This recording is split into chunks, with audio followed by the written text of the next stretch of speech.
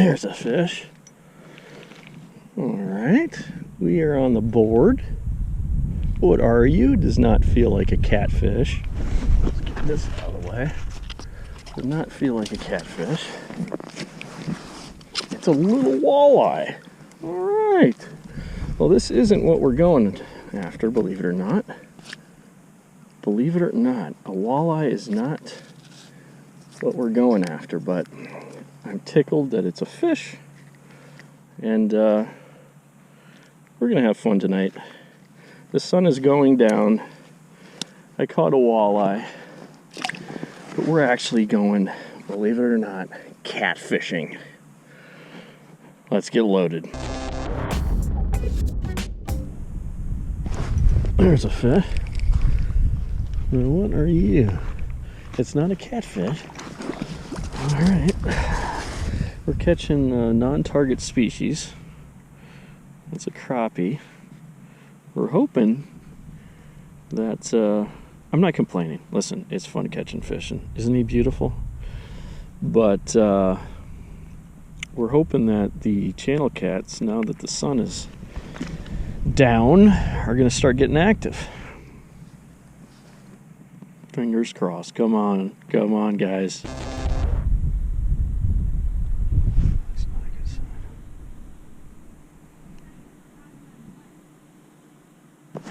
There's a fish. That was kind of cool. That was a negative bite. I got a spring bobber on here. Oh, he just came off. God darn it. That sucks. Yeah, I got a spring bobber on here. And I was just jigging it and saw the fish coming up to it, and the spring bobber just went roop. It went up that way. And that's when you set the hook, but he got off. Unfortunate. Not a catfish. Probably a crappie, a little bit bigger one, I think. That's what I'd guess anyway. Let's put her back down. All right, fish on. What do we got here? This was on the dead rod. I don't know if you can see very well. My headlamp is dying.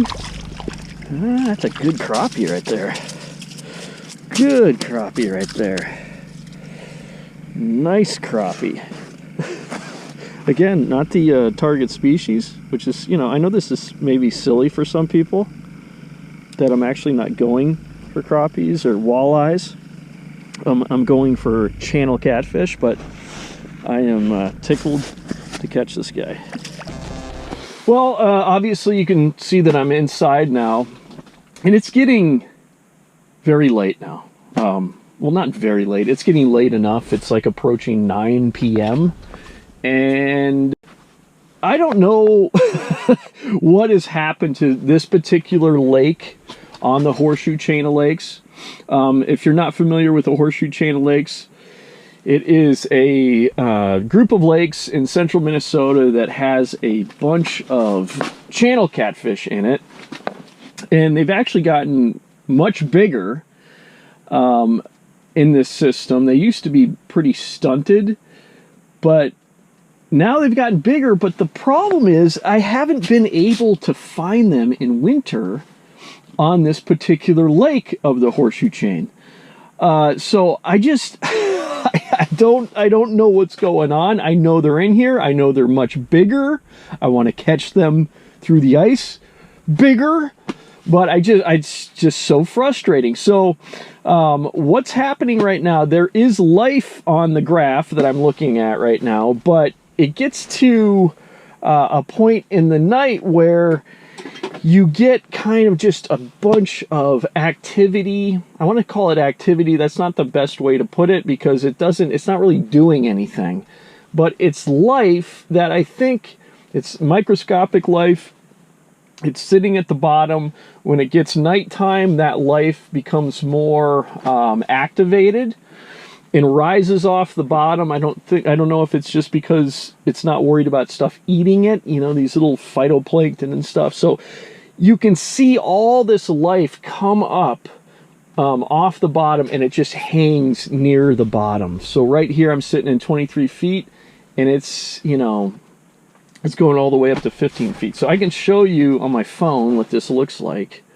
And I haven't haven't had the best success when you know, I've seen this happening. It's not the greatest sign. So, all right, let's get a shot of this so you just kind of have an idea what the heck I'm talking about here. So all that life's down there, and when that happens, I don't typically catch very many fish. Everything just kind of shuts down. And I think all that microscopic life, it feels more comfortable, and so it arises off the bottom, and that's not a good, you know, sign. You don't want microscopic life in the wintertime feeling comfortable and rising off the top. You want microscopic life to be afraid. You want fish all over, eating the microscopic life, bigger fish eating the fish that are eating the microscopic life, and that's just not a great sign right there. But you can see my whole setup here. I've got just, I mean, I can grab this again. Geez, I love using my phone for this. But just to kind of give you an idea what's going on here, you know, I mean, I got the heater there. That's my fish finder. I got a hole for the fish finder. That's my hole that I'm using for, you know, basically the active presentation, the actual jigging. This hole here is the hole that I just, you know, my dead stick rod is just sitting there in a rod holder. I got my fathead minnows there, and of course a light, camera, hello. But fancy, but it's just a lot of work when you're not catching them. When you're catching them, it's like, it's fine, okay, you know, no problems. But this is a lot of work to not catch a fish, and I really would just hope that, you know, when the next 15 minutes, a group of really big channel cats comes in, scares everything away, and eats all of my my offerings. Speaking of which, this is what I'm using. This is a buckshot rattling spoon right here, and something rattling, you know, making a lot of noise. I tip it with 2 fathead minnow heads, just the heads, and I just, you know, also this is important too, but I have a what do you call this? A spring bobber on there. Oftentimes they'll bite really, really light. They'll come up to it, and you'll see that spring bobber just like move, you know, up. Sometimes they'll move it up. They'll bite, you know, from below and bring it up. And then other times it'll be just a subtle, you know, down kind of bite. But so the active presentation is here in this, you know, I'm trying to call them to this area here to bite the jigging spoon. If they don't bite the jigging spoon, they're in the general area. They'll hit the dead rod. The dead rod has it's just basically the rest of the minnow. I take that head off the minnow for the jig, for that buckshot rattling spoon. That's a Lindy's buckshot rattling spoon. The rest of the body I put on I believe it's a Northland creepworm is the name of it. All it is just it looks kind of like a little worm on a hook, but it's just weighted. And I you know, I just put the rest of that minnow body on there and just drop it down, keep it up off the bottom a little bit. I have a float on there, and if something grabs it, that float just kind of gives me an idea that something's going on. I should be getting ready to set the hook. That's the setup. There's stuff going on in the graph. Maybe we'll catch one.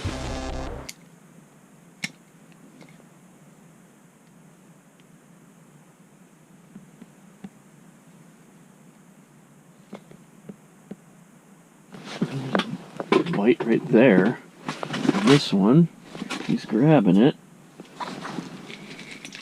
All right, I got a fish. I don't know what it is. Nice crappie. Holy smokes, hello. That's a good one.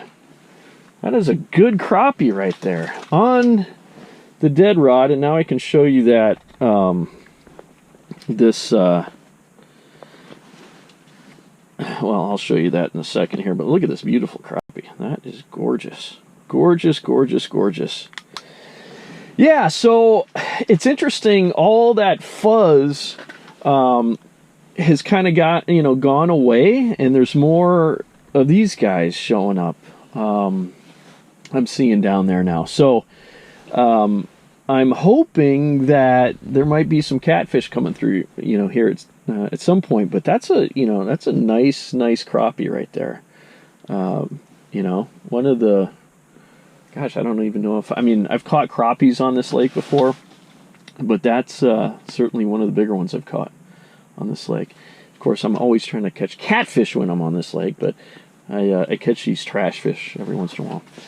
Just kidding. All right, well, let's let this dude back. Oh, gosh. Oh, my gosh, what a terrible release. Come here, buddy. Let's do you well here. There you go. Let me just show you this creep worm real quick. And I believe this is made by Northland. And it glows.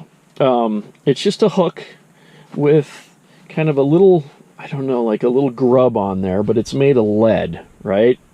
And so I think this is 1/8 of an ounce. And I just thread the rest of that minnow. Obviously the head I use for the jigging rod. So the rest of the body I just go like this. And then I got a float, okay? I always like to glow this.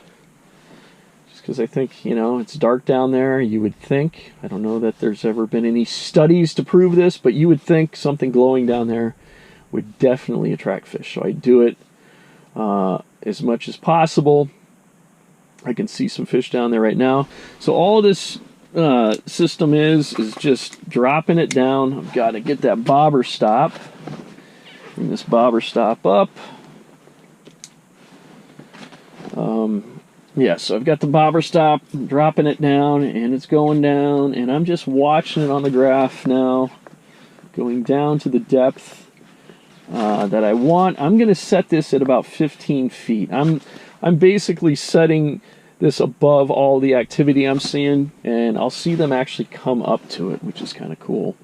So I'm going to set this at about 15. Again, I'm sitting in 23.7 feet of water, and that is the dead rod. There's one. All right, on the jigging rod, feels crappiest, feels like a good one. Feels like a good one, it's fighting pretty good, wow. Yeah! I'm okay with this. I really, really am. Did I say catfish? We're actually going for crappie. This is fun, yeah. They're kind of, I'm liking this. I was thinking, there's too much, like, just phytoplankton, zooplankton, whatever life down there, but it's kind of subsided a little bit, and the crappies are down there. So I am just I'm tickled. I like catching crappies. I'm not going to complain. I'm not going to complain whatsoever. I do hope though that a big 10-pound channel cat will show himself here shortly, but no complaints. We're catching fish. There you go, buddy. Well, I did not have the kind of outing that I had hoped, catching big catfish, but did not get skunked. That's the most important part. Caught a walleye, caught some crappie. All is good in the world. Did not get skunked. That's so important.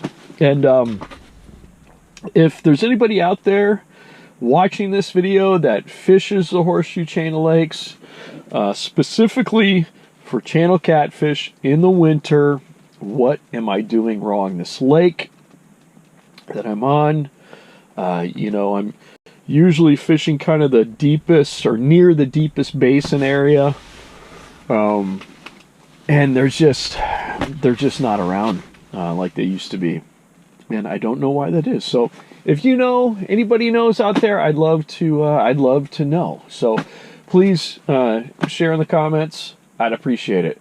Thanks for watching, guys. what do you say on YouTube and everywhere else? Like, subscribe. Thanks for watching. Until next time.